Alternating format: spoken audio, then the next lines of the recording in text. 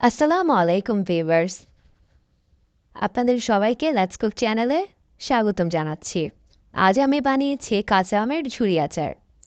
এই আচারের রেসিপিটি খুবই সহজ, আপনারা সহজেই এই আচারটি বানিয়ে নিতে পারবেন। এই আচারটি তৈরি করার জন্য আমি এখানে নিয়ে নিয়েছি 5টি আম। আমগুলো আমি একটা গ্রেটারের সাহায্যে গ্রেট করে নিব। আপনারা চাইলে ছুরি দিয়ে কেটে নিতে পারেন, তবে গ্রেটারের সাহায্যে করলে আমার জন্য সহজ হয়। এখন আমি আমগুলোকে গ্রেট করে নিব। গ্রেটারের সাহায্যে গ্রেট করলে আমগুলো দেখতে কেমন হবে আমি আপনাদেরকে দেখিয়ে দিচ্ছি। এভাবে আমি 5টা আম গ্রেট করে নেব। গ্রেট করা হয়ে গেলে আমি আমগুলো মাখিয়ে নেব। মাখিয়ে নেওয়ার জন্য আমি এখানে নিয়ে নিয়েছি 1 বাটি পেঁয়াজ। পেঁয়াজগুলো দেওয়ার পর আমি এখানে মিক্স করে দেব 1/2 টেবিল চামচ লাল মরিচের গুঁড়ো,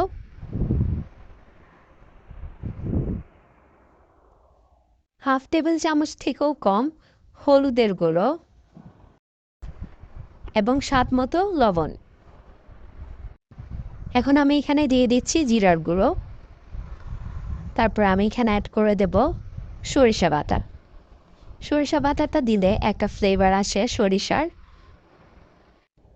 উপকরণগুলো দেওয়ার পরে আমি এগুলো সব আলতো হাতে মাখিয়ে নেব। এগুলোকে আলতো হাতে মাখতে হবে, না হলে আমগুলো ভেঙে যাবে অথবা এগুলো থেকে পানি বের হয়ে যাবে। তাই এগুলো আলতো হাতে মেখে নেবেন। অনেকে এটা থেকে পানি বের করে নেয়, এটা আপনার পছন্দ মতো আপনি করতে পারেন, তবে আমি পানি বের করে নিচ্ছি না। আমগুলো মাখানো শেষ হয়ে গেলে আমি এগুলো শুকানোর জন্য একটি পাত্রে নিয়ে নেব। পাত্রে নিয়ে আমি এগুলোকে রোদে রেখে দেব 2 দিনের জন্য।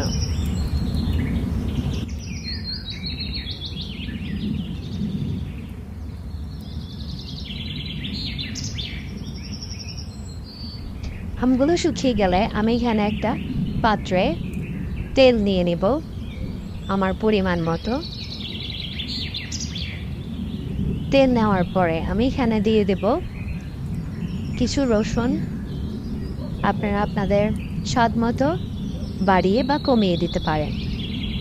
রসুন দিয়ে কিছুক্ষণ ভেজে আমি এখানে দিয়ে দেব কিছু শুকনো মরিচ এবং এগুলো দেওয়ার পরে ভেজে নিয়ে আমি এখানে 1 টেবিল চামচ 5 ফোড়ন মিক্স করে দেব।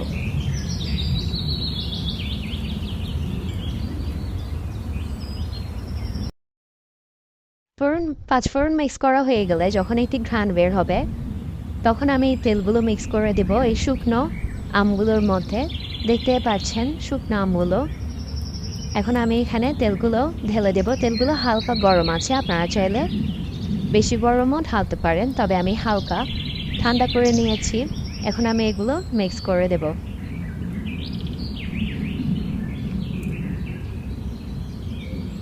তৈরি হয়ে গিয়েছে সুস্বাদু টক ঝাল আচার। আপনাদের যদি ভিডিওটি ভালো লেগে থাকে তাহলে please like, share and subscribe.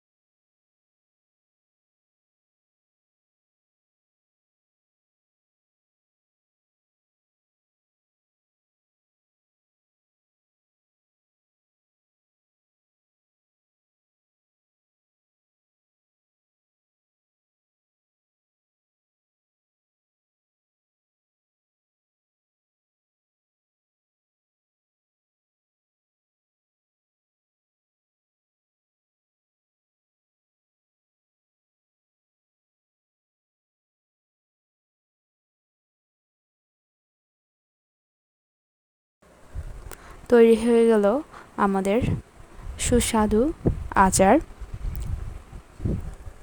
এই আচারটা টক এবং ঝাল। আমি এখানে কোনো মিষ্টি ব্যবহার করিনি, আপনারা চাইলে চিনিও ব্যবহার করতে পারেন।